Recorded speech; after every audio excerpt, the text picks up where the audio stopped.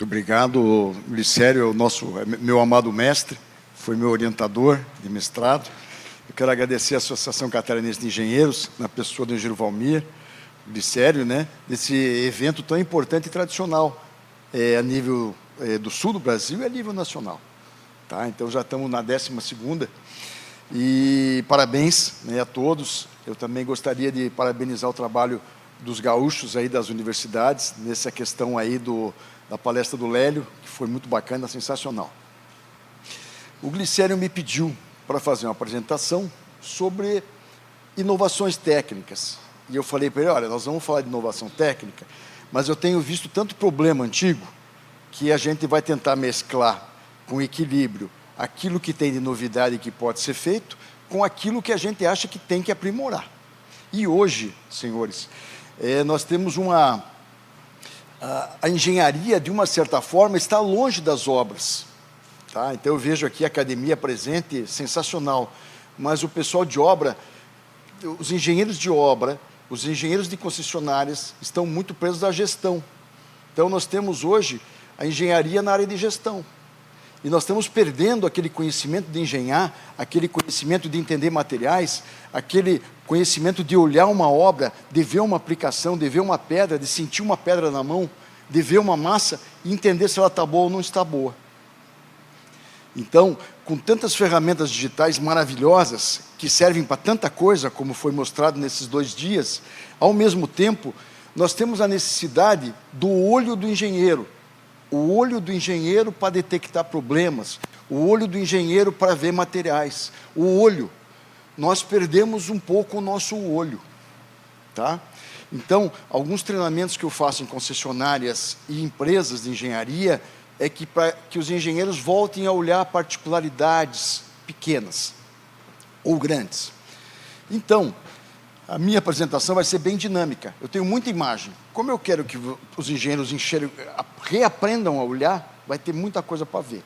Tá? Eu tenho uma definição de estrada muito pessoal.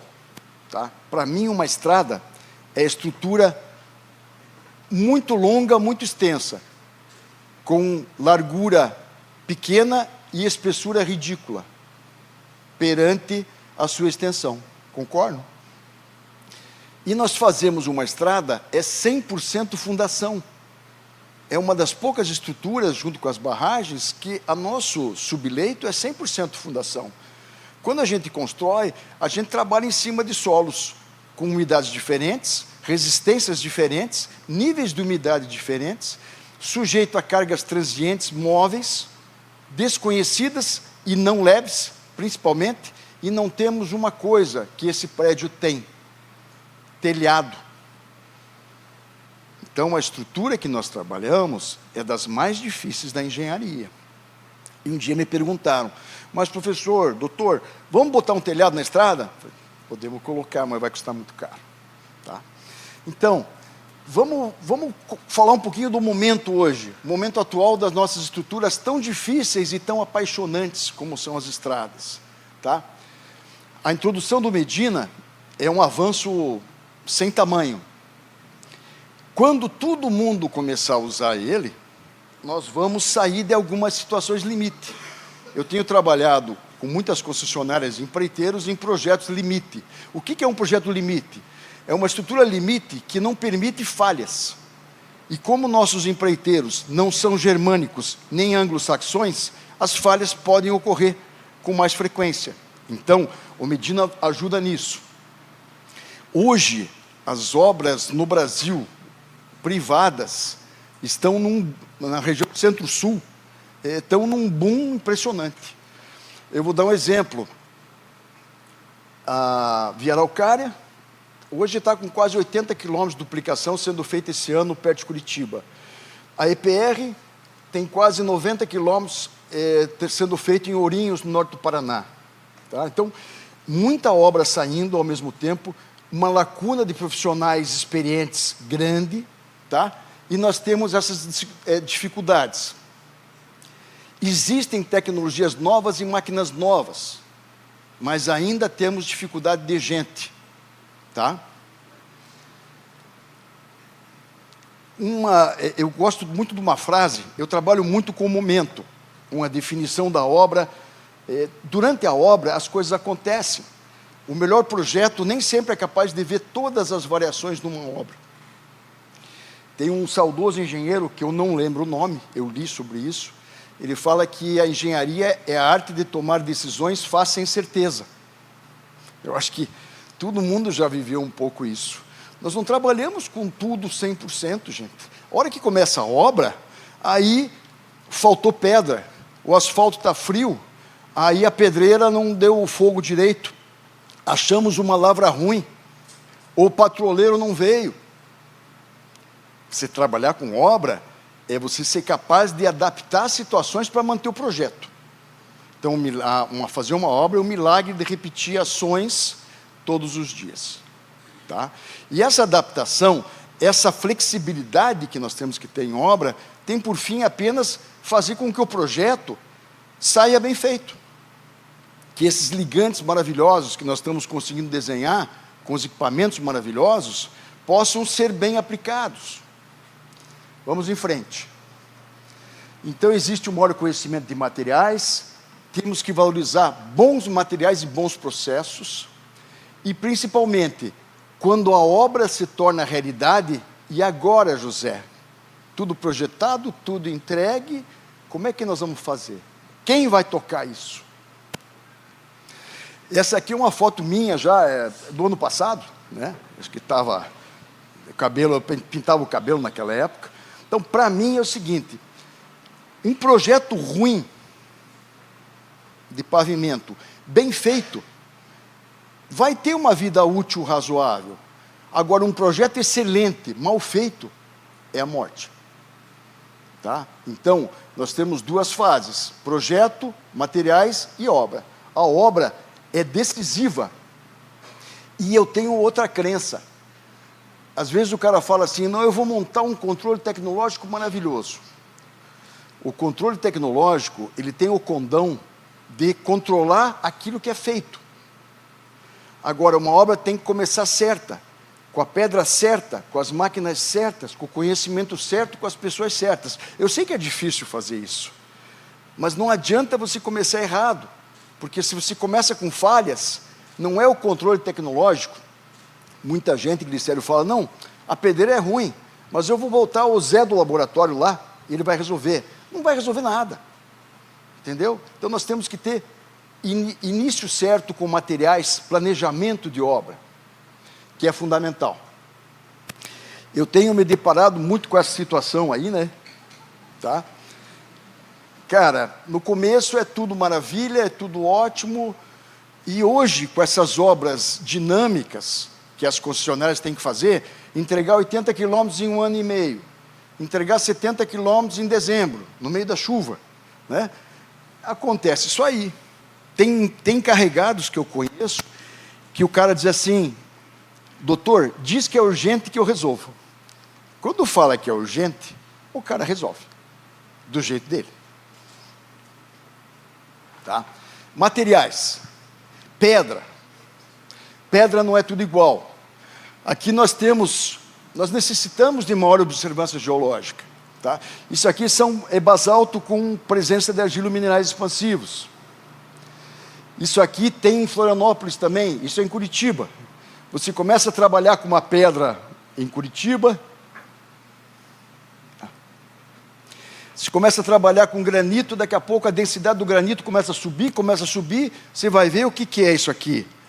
É um derrame de basalto no meio do granito. Isso tem na Pedreira Tavares, aqui em Florianópolis. Isso aqui já é uma outra pedreira que eu vi a semana passada. Vocês acham que essas rochas aqui são todas iguais? A bancada é uma só. Aqui parece uma rocha com uma densidade e uma textura de um jeito. Aqui eu tenho uma segunda intermediária e lá em cima eu tenho uma área degradada. Quantos de vocês foram numa pedreira para ver coisas assim? Quantas pessoas vão? E tudo isso vai para você, não se engane. Deixa eu mostrar uma aqui bacana. Isso aqui é uma visita que eu fui numa obra no sábado. Eu fui no sábado na obra, né? e vi esse pulmão aí todo contaminado. Eu falei, ô João, mas que história é essa aí, cara? Esse material contaminado? Ele falou para mim assim, doutor, isso aí não é para o senhor, isso é para o outro. Tá? Então, gente, eu com certeza, e vocês também já foram o outro, em algum momento.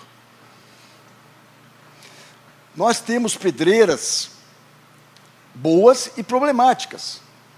Isso aqui é uma pedreira que teve que ser condenada, porque tinha um veio longitudinal friável, que não dava para mim detonar isso aqui com eficiência, e o material era muito ruim. Quem que condena a pedreira? É engenheiro. Tem geólogo aqui? Geólogo não condena a pedreira, quem condena é engenheiro.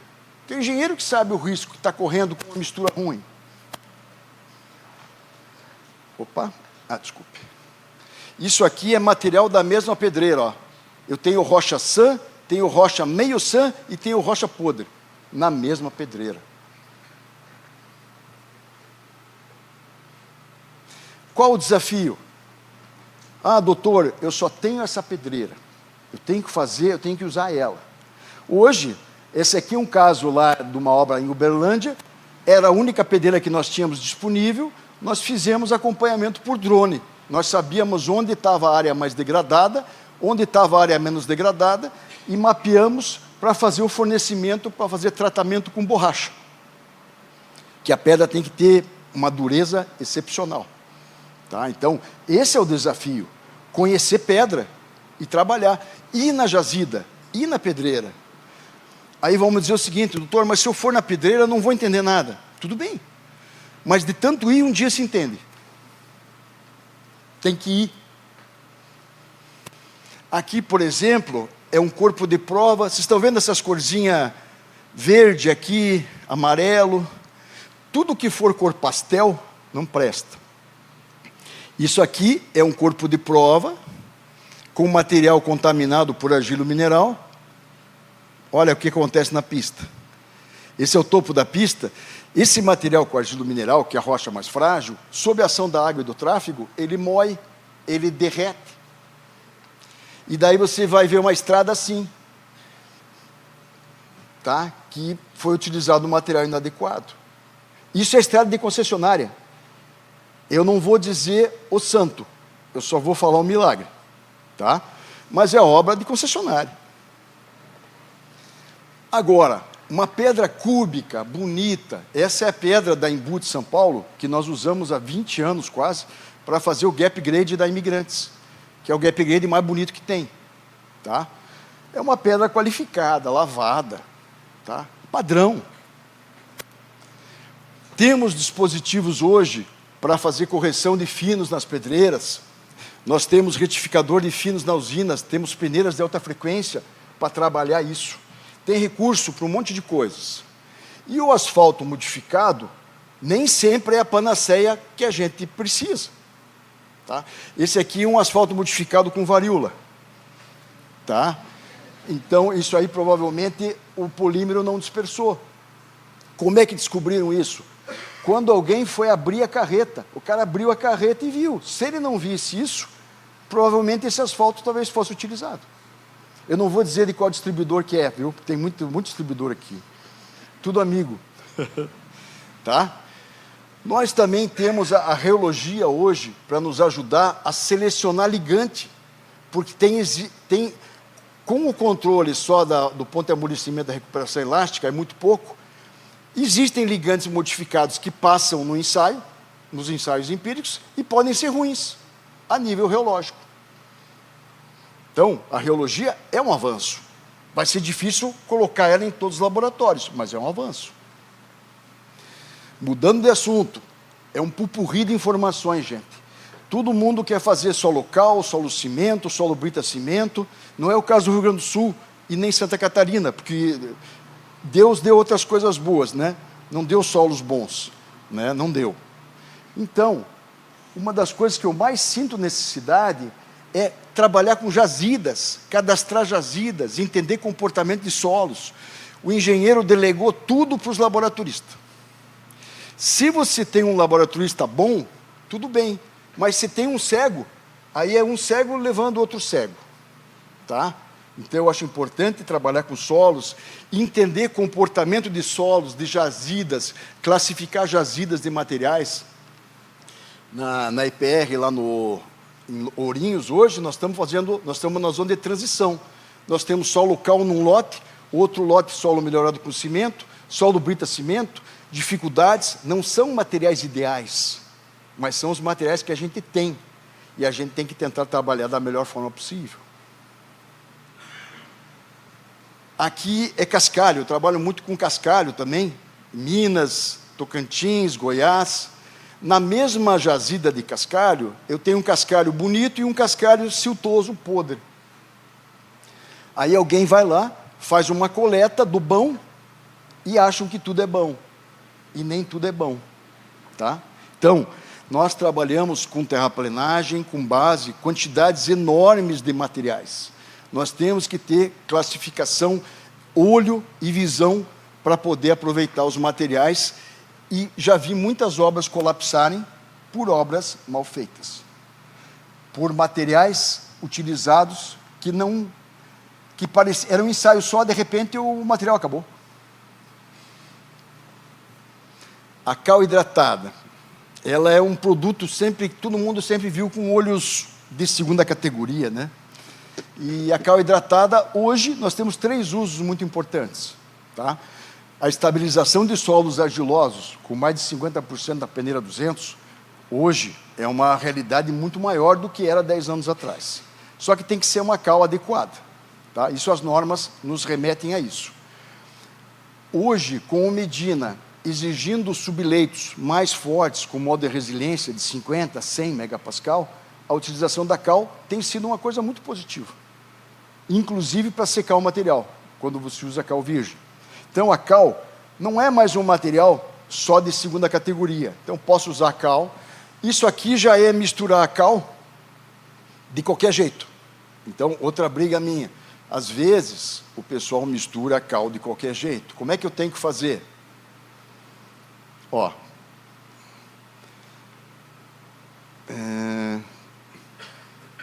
Nós temos caminhões hoje, distribuidores, Steelmaster alemão, Romanelli. Qual a comparação de uma distribuição de cal ou de cimento com isso ou com isso? Tá? Tem gente em concessionária que ainda quer vir com rasga-saco. Tá? O cara vem com rasga-saco. Esses dias veio um cliente nosso, uma empreiteira nossa, queria fazer solo cimento com enxadinha rotativa. Enxadinha rotativa vai lembrar o pessoal que trabalhou no século passado. Tá? Enxadinha rotativa é uma coisa do passado. Né, Toninho? Tá? O cara quer fazer uma obra de solo cimento com enxadinha rotativa, uma duplicação. Tá? Então, isso que eu estou falando não é fora da realidade. Outro uso da cal importante é na mistura asfáltica. Continuo batendo na importância da cal. Tá? E a cal é tão importante e ela tem uma capacidade de envolver os agregados tão grande que 1% de cal, você viu que aqui é 0% de cal, aqui é 1, aqui é 2. 1% de cal já muda o comportamento da mistura, só para você ver a cal que está inserida ali. E agora, esse é o cara que adiciona cal na mistura. Então, aí o cara diz assim, eu estou colocando cal. Aí eu me lembro dessa foto desse rapaz aqui. Esse rapaz é um cara muito bonzinho, sabe? Muito bacana. Mas qual é a capacidade dele alimentar uma usina com 1.000 quilos de cal por hora? 0. Então, quando a gente quer fazer cal profissional, adição de cal profissional é isso aqui. Tá? Com bag, uma coisa bem feita. E o uso mais novo da cal, mais trepidante, que eles criaram agora, é a utilização do leite ou nata de cal para proteger contra o arrancamento da pintura de ligação. Tá? Isso já foi apresentado na Paving ano passado. A Belocal desenvolveu um produto que ele realmente faz com que não haja arrancamento do material pelos pneus dos caminhões. Outro assunto, reciclagem com cimento. Poxa, mas nós falamos de emulsão, cara. Pô, você vem me falar de cimento. O cimento ainda é um material universal. Tá? E o cimento, tem todas as suas peculiaridades, tá?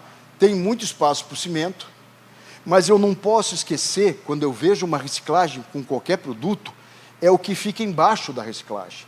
Aqui nós vamos reciclar com cimento e achamos silt embaixo. Aí você reciclava em cima, ninguém sabia o que tinha embaixo, estourava, passava o tráfego, estourava. Então, toda reciclagem tem que estar assente sobre alguma coisa firme, senão acontece isso aqui. Isso aqui é uma reciclagem com cimento no Mato Grosso.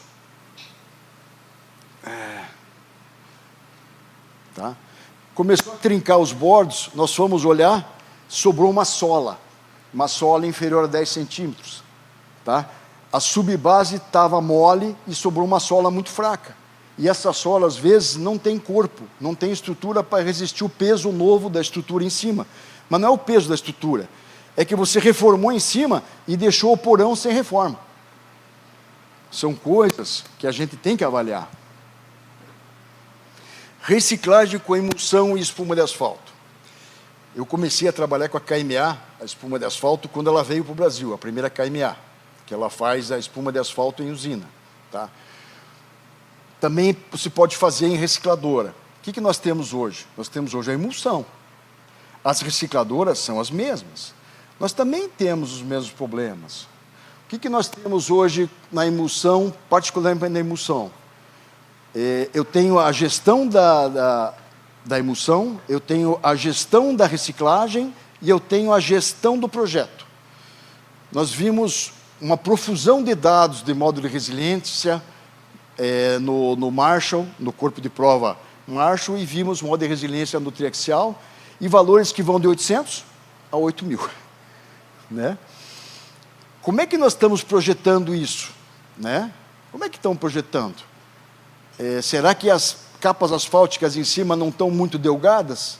Se nós estamos trabalhando hoje com um material que tem um ângulo de atrito de 40, 42, tá? Que é uma BGS com coesão, né? Então, eu acho que nós temos que pensar bem na parte de projeto. Talvez alguns projetos estejam sendo subestimados na espessura de CBUQ em cima ou superestimados. Tá? Eu acho muito importante essa reflexão, porque está muito bacana, está na moda. Então, essa é uma questão de projeto, que não é minha área.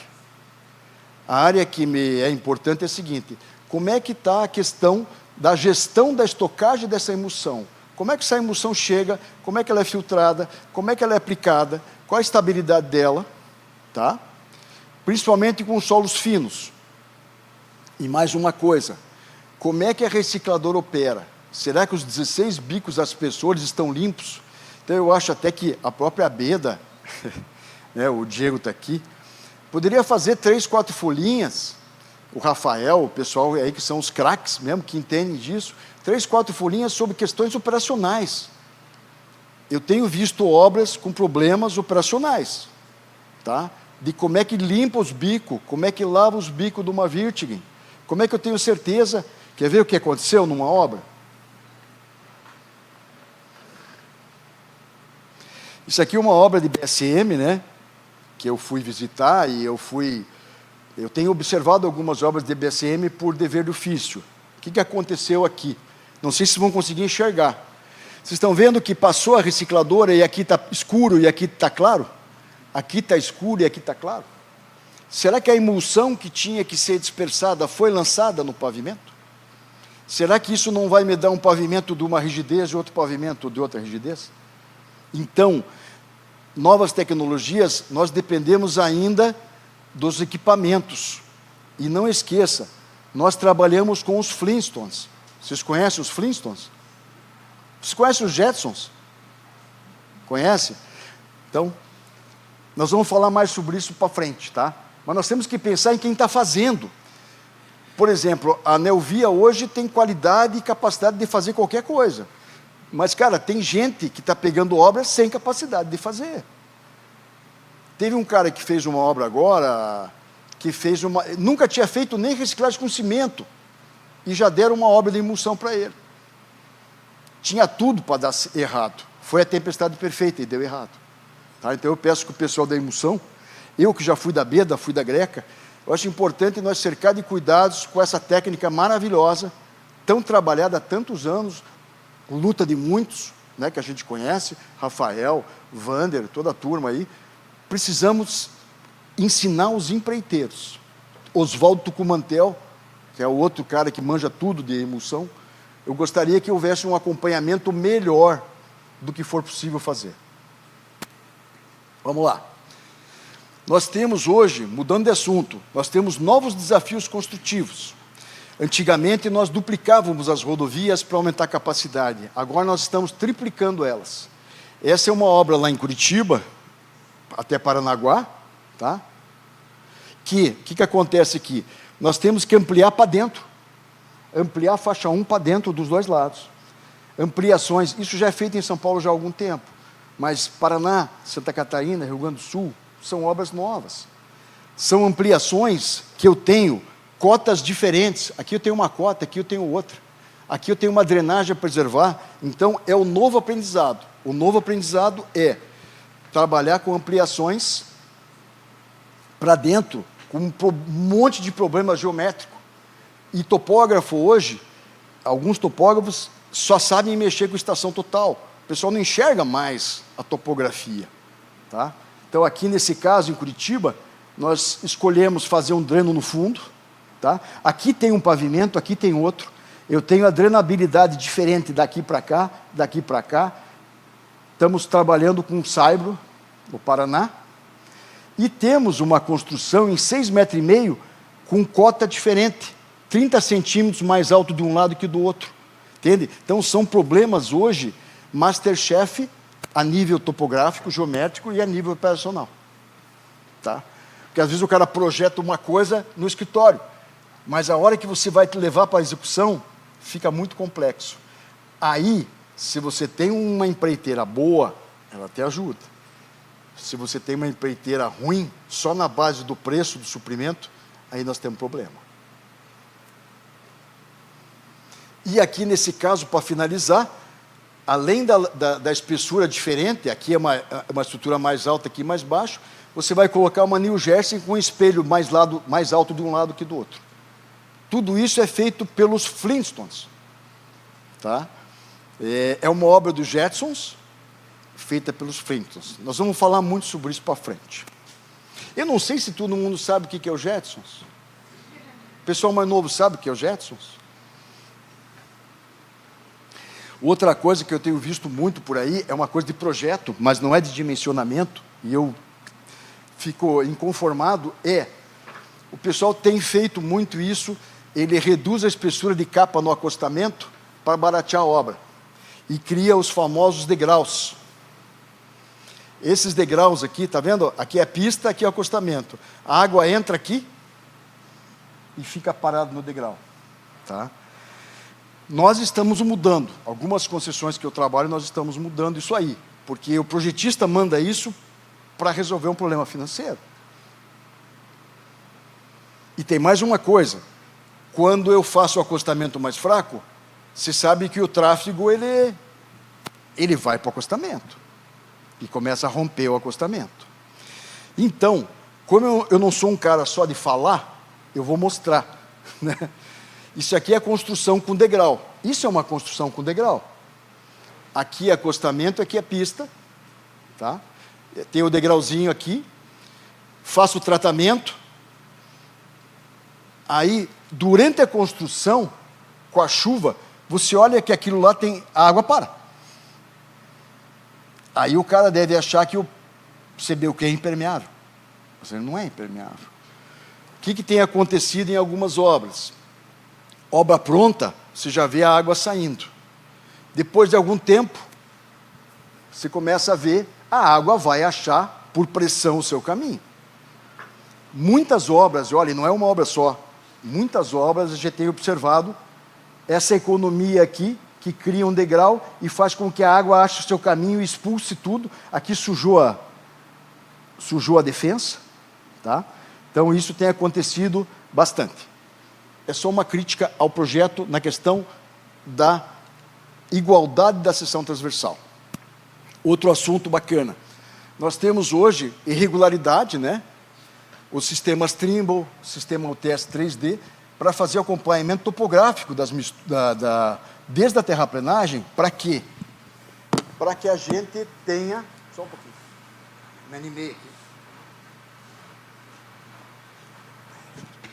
Alô? Para que a gente tenha o menor IRI possível. Tá? Então, aqui uns exemplos bacanas. Isso aqui é uma obra no Mato Grosso, que foi utilizado o sistema Trimble, desde a parte de baixo da terraplenagem, o MOBA na capa, e nós temos íris norte-americanos, 09, 1, 1 e 1. Tá? Então, a tecnologia está aí, e você tem que investir. Qual é o maior problema de IRI que nós temos que aumenta o IRI? Qual é o defeito que mais aumenta o IRI? Isso foi até uma tese de um menino teu, uma moça sua, né, Luciano? Tá? Você trabalhar com essas duas réguas metálicas aqui, na saída de toda a acabadora, ajuda muito a reduzir o IRI. Quer dizer que o IRI é um defeito importante, baseado em trabalhos simples, que têm que ser feitos. Não sei se vocês entenderam essa alusão aqui à régua. Toda a saída da acabadora dá um bump. Não tem aqueles remendos que se passa. Tá? Então, duas réguas dessa ajudam muito ao cara entender e retirar o bump. Algumas concessionárias fazem os remendos para corrigir trincamento e GG e criam o IRI. Então, a gente tem que ter inteligência de dosar essas coisas. Nós também temos equipamentos novos hoje, né? Nós temos o equipamento da Wirtgen, que ele já tem duplo tamper para ajudar a compactação. Nós temos aqui a máquina do LOX, do Matheus, da turma da CETEP, que é a fabricação aqui em Criciúma, em Santa Catarina, de uma distribuidora de agregados fantástica. Então, temos equipamentos. Segregação.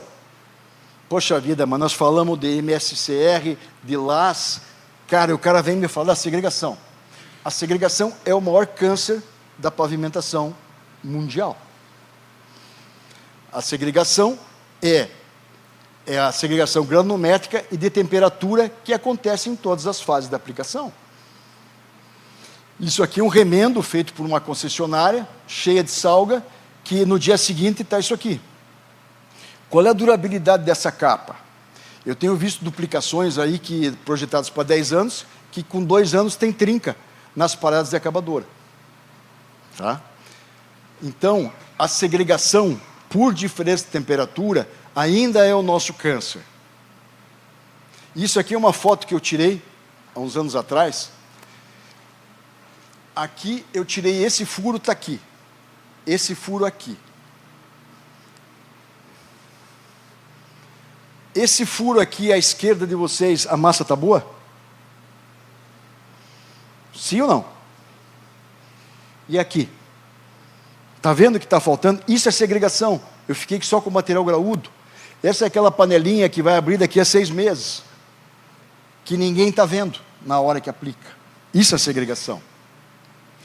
Solução para a segregação. As concessionárias do Brasil, inclusive as que eu atuo, deveriam exigir Schuttleburg, veículos transferidores de massa, para fazer as medidas anti-segregação, para remisturarem a massa para aplicação. Eu não entendo isso. No Brasil nós temos 3 equipamentos desse, pode ser o Rodtec, pode ser o da Wirtgen, mas eu não entendo a demora para isso. Será que é só custo? Tudo é custo? E é um custo bobo, porque é um custo mais alto no começo que se paga muito rapidamente. Drenagem.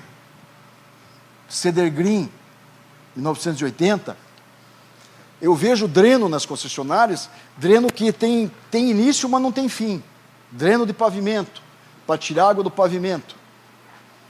Isso aqui é uma estrada concessionada.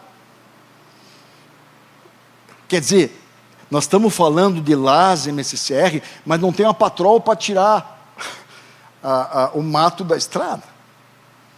É concessão. Pequena, mas é. Tá? Eu estou dizendo o seguinte, tem valores básicos ainda. Aqui é uma rodovia de São Paulo. Olha a água saindo ali, ó. Como é que eu vou resolver isso aí? Como é que eu vou construir um gap grade em cima disso? Está previsto colocar gap grade nessa rodovia. mas eu acho que nós temos que tratar ela em toda a questão de água primeiro, para depois pôr o gap grade. E aqui são os drenos transversais, isso aqui são produtos, esse aqui é um McDrain, né? E embaixo é um produto McDream, né? Uma coisa postiça. Então nós também temos que escolher bons materiais para drenagem. A drenagem, ninguém dá bola, drenagem não é sexy, não tem glamour. Todo mundo quer pôr capa, mas sem drenagem, como muitos amigos nossos já falaram, não temos estrada. Fresado. Nós temos 3 usos de fresado, tá? Acho que a doutora Camila vai falar bastante disso também. Eu tenho o fresado limpo, o sujo e o meio sujo. Então eu tenho 3 caminhos para usar o fresado, tá? Nós temos hoje, depois a Camila pode até me corrigir nesse aspecto aí. Eu trabalho com material fresado há uns 5 anos a quente. Trabalhar até 20%, 25%, 20% nas usinas contínuas é uma realidade com borracha ou com polímero, eu tenho um bom desempenho. Acima de 25%, talvez tenha que começar a usar os rejuvenescedores. Tá? Mas pouca gente está trabalhando acima de 25%, 30%. Tá? Eu tenho usinas melhores e piores. Eu tenho usinas que eu coloco o fresado no misturador e tenho usinas que eu coloco o fresado no anel da usina contínua. Então, tudo depende da capacidade de aquecimento da usina existente de aquecer os agregados do fresado com os agregados virgem. Isso é uma coisa que tem que ser testada nas máquinas, em cada máquina. Esse é um sistema bem simples da AMA, né, em que o material entra no misturador. Eu tenho as Ciber que o material entra no anel do secador. Isso aqui é uma usina, esse aqui é da Castilho, lá no Paraná. Tá? É uma usina também gravimétrica, que o material sobe por aqui e entra no misturador da gravimétrica. Isso é a estrutura de separação, de destorroamento do agregado. Existem estruturas de destorroamento com ímã, que tiram uma quantidade de ferro enorme. Aquelas cerdas das Bobcat, tá? Pinos da sinalização, tudo às vezes tem que ser tirado. Aqui nós temos uma usina máxima aí hoje no Brasil, que é a Beninhoven, que é uma usina de 43 metros, da Usicity, do Valtinho, que eles fazem 320 toneladas hora, com até 40% de fresado, ou 100% de fresado. Então, nós estamos passando, daqui a alguns dias, já estamos passando, da fase inicial da fresagem com 20, 25 para 30, 35, 40, 50. Eu estou cuidando de bastante projeto desse e acho importante controlar o lote de fresado, verificar o lote de fresado, fazer projetos, por exemplo, aqui com 0 de fresado, 5, 10, 15, 20, fazer uma análise técnica, fazer análise de desempenho. O pessoal está pensando muito no fresado só na economia. E o pessoal vai forçar agora a barra dos 50%. Aí eu não sei se a massa fica tão boa. Tá? Essa é a usina que a Dromos, que a Castilho comprou. É uma Shantui coreana, chinesa, com 30 metros, que está sendo montada lá em Assis, São Paulo. E nós vamos começar a trabalhar com 25, 30 até 50. O objetivo é chegar em 50. E é um desafio, Camila, que eu estou preocupado, porque eu quero ver se a massa com 50 realmente fica boa. Porque não é só economia. Eu vou aplicar essa massa na Raposo Tavares. Tá? Vamos lá. Se o material fresado tiver meio sujo, eu posso utilizar, como todo mundo usa hoje, nas usinas de micro, peneira na 3/4, e coloco como preenchimento de acostamento. E se o material estiver muito sujo, eu posso fazer o FATC da Eco ou o BGMC da CCR, que é mistura de fresado, 50%, 50% de BGS e 4% de cimento. Tá? Esse é o uso fantástico, isso funciona bem. Nós fazemos até duplicações com esse material. Então, rapidinho, isso era uma sessão de fresado. Tá? Isso aí tem conversa para a tarde inteira. Mas eu estou colocando um pupurri de informações. Isso aqui, gente, alguém já viu isso? Quem que não botou uma capa em cima de um pavimento velho e teve assombração? Hein, Toninho? Você nunca teve isso. Tá? O que é assombração? É aquilo que você não tirou e vem te assombrar depois. Mas, doutor, eu fiz tudo certo. Eu segui a nota de serviço, fiz tudo o que tinha que fazer. Aí começa a surgir a assombração. Tá?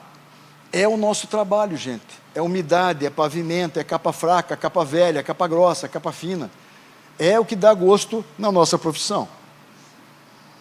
Aqui, alguns casos de obra bem rápidos. Isso aqui é uma patologia que aconteceu numa obra da CCR uma vez, e o asfalto se desmanchou. Estava se desmanchando, né? E era asfalto borracha. A culpa não era da borracha, tá? Podem relaxar os borracheiros, né? E nós fomos ver, era o combustível, né? O combustível, a atomização na usina não era boa. Então o combustível estava sendo lançado junto com os agregados numa quantidade muito grande, tá? E nós tivemos problemas graves. Isso quase custou a reputação de alguém e de um produto da borracha dentro da CCR por defeito simples. Tá? Então, qual é a lição? Vamos usar combustíveis melhores no secador, vamos usar gás, diesel. É caro, eu sei que tudo é caro na vida, mas geralmente o que é um pouco mais caro é melhor. Isso aqui apenas mostra, isso aqui é o seguinte, é o fino do filtro de manga que eu coloco água, isso aqui eu consigo enxergar se está contaminado ou não, isso é visual. Eu pego a pedra que entra na usina, limpa, boto na água, não aparece nenhum combustível, nada. Depois mesmo pó de pedra do filtro de manga, quando se bota água, ele aparece o combustível. E esse é um ensaio qualitativo, não é quantitativo, é de zoiar. Tá? Vamos lá. Aqui é outra situação que acontece muito com agregados que chupam muita água. Puxam muita água. Eu tenho a tal da exudação seca, que é um agregado com absorção que eu não consigo secar direito. Então, vocês estão vendo aqui, ó, aqui, vocês não estão vendo nada, mas aqui, isso aqui é um caminhão que está enchendo e está saindo água pela lateral. Aqui você enxerga que quando a massa quente encosta na parede fria, ela sua na hora. A água é expelida. Todo caminhão com basalto vai ter um pouco de água. Esse negócio de dizer que não pode cair água de caminhão, cai. Nós aceitamos 0,2, 0,3. Um caminhão de 20 toneladas pode cair 60 quilos d'água. Isso é aceitável. Tá? Mas quando passa a chegar a 0,7, 0,8, aí já são quase 140 litros de água por caminhão. Essa água isola a pedra do asfalto e, com o tempo, essa água expulsa o asfalto para a superfície e a massa fica seca por dentro. Eu costumo chamar de exudação seca. É um defeito que pouca gente conhece, mas é bem comum para os gaúchos de Santa Maria, né? Pessoal de Ourinhos, algumas regiões nós temos essas pedras que são muito complexas para trabalhar. Aqui, é uma outra questão, essa é uma obra recém-inaugurada, era uns 10 de capa, BGS e solo cal. Aí começou como tem uma base de BGS, tem um dreno aqui, tem um dreno na subbase para coletar água. Aí com 2 meses, 3 meses de tráfego começou a afundar, afundou o bordo em 7 centímetros, afundou. Mas projeto fraco. Não, fizemos tudo certo, compactamos a BGS, construímos o dreno. Esse projeto aqui é muito fraco, eu já falei para vocês que era fraco. Conversa de quem fez, né? Aí nós fomos abrir janela. Então, eu também sou legista, tá? Eu faço engenharia e sou legista. Então o pessoal me chama para fazer autópsia, em muitas situações. E é um aprendizado enorme fazer autópsia. Então, nós abrimos uma janela daquele jeito que está aqui, ó. Por quê? Se afundou, eu preciso saber qual camada afundou. Primeira coisa é saber quem. Depois eu vou saber por quê. Afundou. Aí o que nós descobrimos? Que a capa estava boa, a espessura de base era boa. Isso aqui, o que é isso aqui? Eu não falei para vocês que tinha um dreno para a BGS? Só que o dreno da BGS era para ser construído aqui. Aí o pessoal da topografia se perdeu e o dreno foi entrando na pista. Como o dreno não tem sustentação, o pavimento cedeu. E como é que nós vamos arrumar isso, gente? Como é que eu vou saber onde é que está o dreno e vou puxar ele para fora, depois de 40 quilômetros feito? 40. É claro que não foi os 40 quilômetros que tinha problema. Mas aí fomos ver os problemas, cadastrar. Tem problemas que vão aparecer em 6 meses, tem problemas que vão aparecer em 1 ano, tem problemas que vão aparecer em 2. Como é que eu dou garantia dessa obra? Como é que eu passo a régua? Como é que eu faço que o concessionário e o construtor cheguem a um acordo? Tá? Então, no fundo, tivemos que abrir buraco. Nós não temos ainda, infelizmente, um GPR que consiga ver isso aí. Mas tivemos que abrir buraco para achar onde é que estava o dreno. Tá? Então, vocês entenderam aqui, gente, a patologia, qual foi? Um dreno construído no lugar errado comprometeu uma grande parte. E daí é o seguinte, o engenheiro novo. Se o engenheiro novo pega o projeto, ele lê o projeto, ele vai dizer, pô, mas esse dreno aqui tem que estar aqui, não pode estar aqui.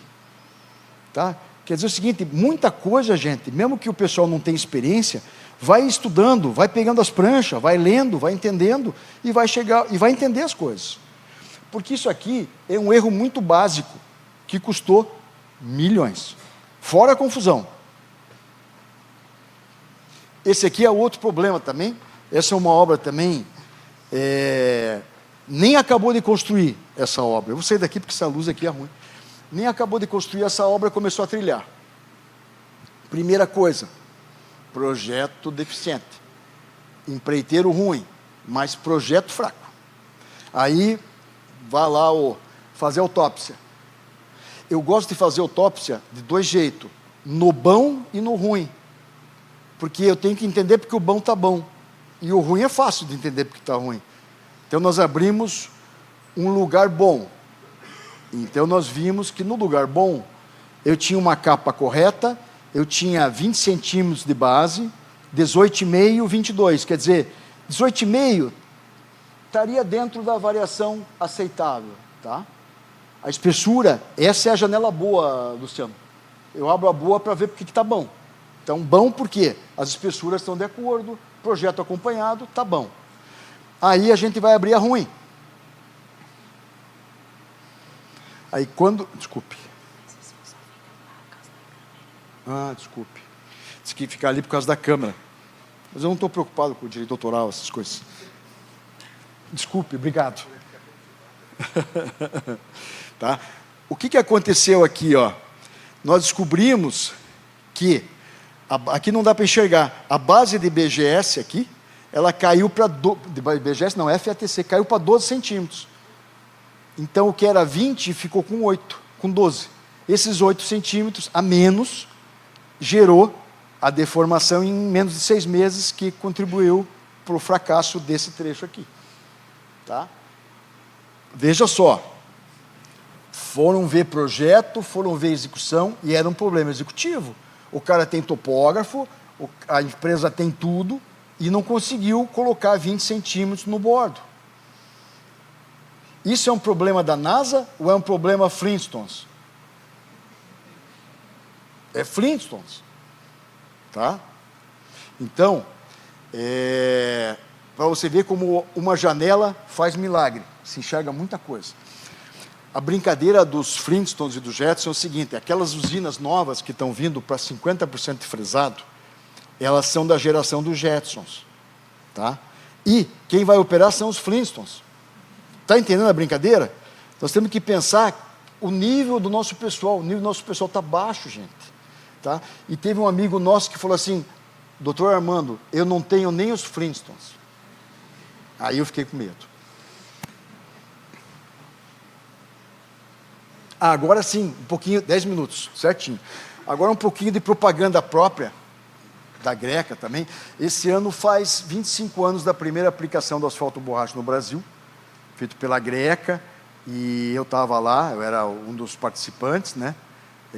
Tinha muita gente, a borracha tem muitos pais, né? Muita gente trabalhou nisso, né? E foi aplicado em agosto de 2001. Então, durante a paving, a Greca acho que vai fazer o fechamento dos 25 anos jubileu de prata da borracha. Tá? E foi um trabalho, como não poderia ser de ser, era a Univias, na época, Dr. Severo, Paulo Hoover, né? Lapave, professor Cerati, tá? O Luciano ainda acho que estava começando naquele tempo, né? Mas já fez o doutorado dele foi borracha. Tá? Não era nascido também não, né? O cara já está velho já. Tá? E a Greca Asfaltos. Então, foi um protocolo de pesquisa de um assunto que pouca gente conhecia. Naquele tempo, há 25 anos atrás, nós não tínhamos os materiais que tem para ler hoje. Não tinha uma escola. A escola mundial de asfalto borracha era continuous blend. Era misturar o asfalto na obra e aplicar no mesmo dia. A Greca, na época, criou terminal blend, que mereceria todo um cuidado de estabilidade. E ninguém tinha feito, pouca gente tinha feito no mundo. Tá? Então foi um trabalho empírico de errar, acertar. Né? O Zé Antônio está ali também, o Vander, não me deixa mentir sozinho. Né? O Zé tinha cabelo ainda naquele tempo. Tá? O Vander também. Tá? Essa é a foto do primeiro trecho, que foi na Barra do Ribeiro, né, Cerati, em Camaquã. Foi feito um convênio de pesquisa na época. Cerati, nós pegamos uma empresa de Novo Hamburgo para fornecer o pó de borracha, lembra, Cerati? Com apoio da pista experimental do Cerati, e a Greca, e um monte de gente ajudando, né, leituras, tudo, e foi aplicado. Esse aqui é o Paulo Chiquinho. Eu não sei se o Paulo está aí, o Paulo Fonseca. É o Paulo Fonseca, vocês conhecem. A primeira especificação de asfalto borracha no Brasil, nós fizemos, a Greca fez em 2005. A segunda foi de Santa Catarina, tá, do asfalto borracha. Essa especificação hoje do DENIT, né, que criou 2 asfalto borracha, nós também aprovamos ela, junto com os nossos colegas distribuidores, na comissão do asfalto, que criou-se o AB8 e o AB22, que é utilizado até hoje. Esse foi a primeira aplicação do Gap Grade com borracha. Isso aqui já foi um projeto Greca Intervias Copavel. O Rodrigo Vasconcelos nos ajudou muito.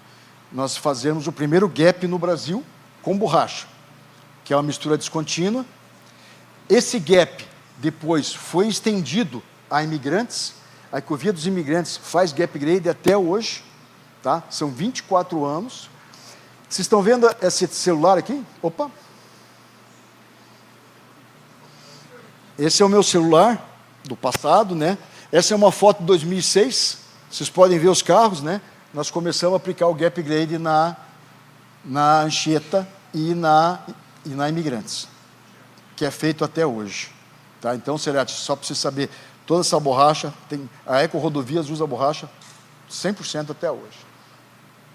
Isso aqui já é uma foto, esse aqui é meu irmão mais novo, é eu mesmo, aqui é o nosso mestre, o nosso decano da pavimentação nacional, Dr. Melo, que foi entusiasta da borracha, um homem crítico, um homem que ajudou muito e o país deve um pouquinho para ele também. Tá? É uma homenagem. E aqui as visitas que nós fizemos aí, nós fomos defender a borracha lá na Caltrans, o Kalushi, ele está mais velho hoje, o Itzhak, Jack Van Kirk, as pessoas que nós somos bebê. Depois que nós começamos a borracha no Brasil, nós somos bebê daí o que os americanos faziam. Porque nós fomos na linha da África do Sul. Fomos primeiro na África do Sul para trazer a borracha. Tá? Aqui é o Gap Grade na curva da onça, que eu tirei o ano passado. Né? Aqui o tratamento superficial. Os sul-africanos fazem o tratamento com borracha também, já há alguns anos, né? E nós estivemos lá em 2013, a primeira vez, para ver como é que eles faziam o tratamento com borracha. E em 2007, vai fazer 20 anos agora, na paving também, nós vamos comemorar os 20 anos do primeiro tratamento com borracha feito no Brasil, que é a Fircon. Fircon faz até hoje, né? Então esse foi o primeiro trecho experimental que a gente fez. Tá? Então muita coisa bacana rolou. Eu sei que são bênçãos que cabem a gente, mas eu sei que todos vocês, de uma certa forma, têm as bênçãos de vocês também. Tem o SMA do nosso amigo Rafael, né, que começou também esse trabalho. Então, todo mundo tem a sua parte de pesquisa e as mais novas também. tratamento com borracha. Considerações finais. Acho que eu vou fazer no tempo certo, hein? Tá? Esse aqui é mais um chamamento, tá? Que eu gostaria de fazer. Primeira coisa, a melhoria construtiva é um trabalho coletivo e não tem prêmio. Melhoria construtiva de uma obra não tem prêmio. É a somatória de esforços para chegar a um objetivo comum. Tá? Isso é muito importante. E não gera... Geralmente quem faz a obra nem sai na foto da inauguração. Ele tem que guardar para ele essa satisfação de que ele participou de algo grande. Né? As equipes, eu que trabalho muito com empreiteiros, as equipes devem entender o que fazem. Por que fazem? Às vezes os caras não sabem por que estão fazendo certas coisas. É impressionante quando você pega pessoal que aplica massa e eles não sabem que aquilo envolve temperatura, não tem a dimensão de que aquilo é... Eles sabem que é quente, mas não tem a dimensão do que aquilo causa, do tempo que tem que ser feito, sabe? Então as pessoas têm que entender o que tem que fazer. No caso das concessionárias de órgãos públicos, uma obra mal feita é uma herança eterna.